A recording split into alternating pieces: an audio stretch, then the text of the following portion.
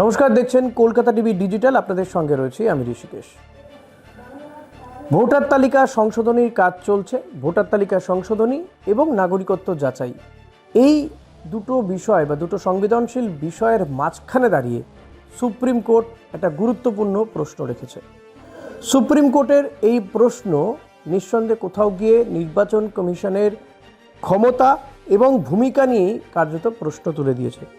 Supreme কোর্টের এই প্রশ্ন করতে গিয়ে সুপ্রিম কোর্টের বিচারপতিরা স্পষ্টত যেটা স্মরণ করছেন সেটা হচ্ছে 1995 সালের সুপ্রিম কোর্টের একটি রায়কে, যেখানে বলা হয়েছিল যে একবার বৈধভাবে ভোটার হিসেবে নথিভুক্ত হলে সেই ব্যক্তিকে বারবার নাগরিকত্ব প্রমাণ করতে বাধ্য করা যায় না। এখানেই প্রশ্ন। আমরা জানি আমাদের রাজ্যে তো এসআইআর চলছে, এরকমই আরও 11টি রাজ্য কেন্দ্রশাসিত অঞ্চল মিলে মোট 12টি রাজ্য কেন্দ্রশাসিত অঞ্চলে চলছে এসআইআর প্রক্রিয়া।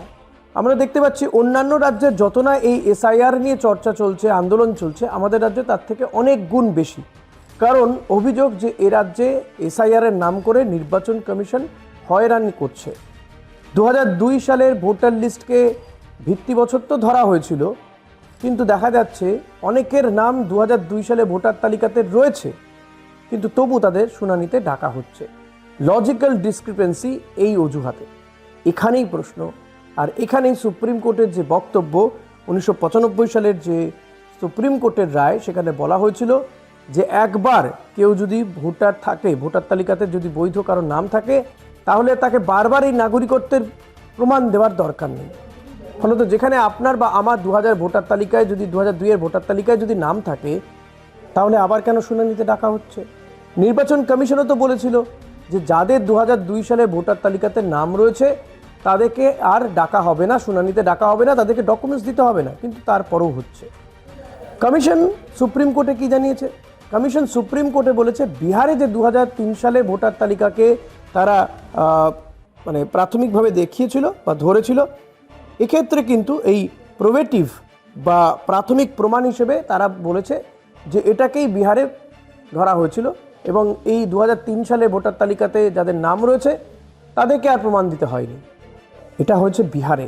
কিন্তু আমাদের রাজ্যে কিন্তু এমনটা বলা হয়েছিল, 2002 সালকে বলা হয়েছিল, কিন্তু দেখা যাচ্ছে যাদের ওই 2002 সালে ভোটার তালিকাতে নাম রয়েছে তবুও তাদেরকে শুনানিতে ডাকা হচ্ছে, হয়রানির শিকার হচ্ছেন তারা।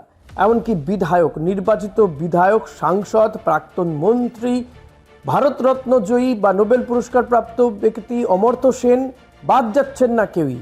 প্রাক্তন বিদেশ সচিব, এমনকি চন্দ্রযান অভিযানে যিনি গুরুত্বপূর্ণ ভূমিকা গ্রহণ করেছেন সেই বিজ্ঞানী, তাকেও বাদ দেওয়া হচ্ছে না আমাদের রাজ্যে শুনানিতে ডাকা নিয়ে। ফলত সুপ্রিম কোর্টের এই পর্যবেক্ষণ অত্যন্ত গুরুত্বপূর্ণ এই মুহূর্তে দাঁড়িয়ে নির্বাচন কমিশনের ক্ষমতা এবং ভূমিকা নিয়ে। এর আগে আমরা জানি যে নির্বাচন কমিশনকে যে রক্ষা কবচ দিয়ে রেখেছে কেন্দ্রীয় সরকার, সেটা নিয়েও সুপ্রিম কোর্ট কেন্দ্রীয় সরকারকে এবং কমিশনকে চিঠি দিয়েছে যে কিসের ভিত্তিতে এই রক্ষা কবচ দেওয়া রয়েছে, যে রক্ষা কবচ খোদ রাষ্ট্রপতিরও নেই। আজন্ম কেউ কমিশনের বিরুদ্ধে বা নির্বাচন কমিশনারের বিরুদ্ধে কোথাও কোনো এফআইআর বা পদক্ষেপ করতে পারবে না, এমন রক্ষা কবচ দেওয়া রয়েছে।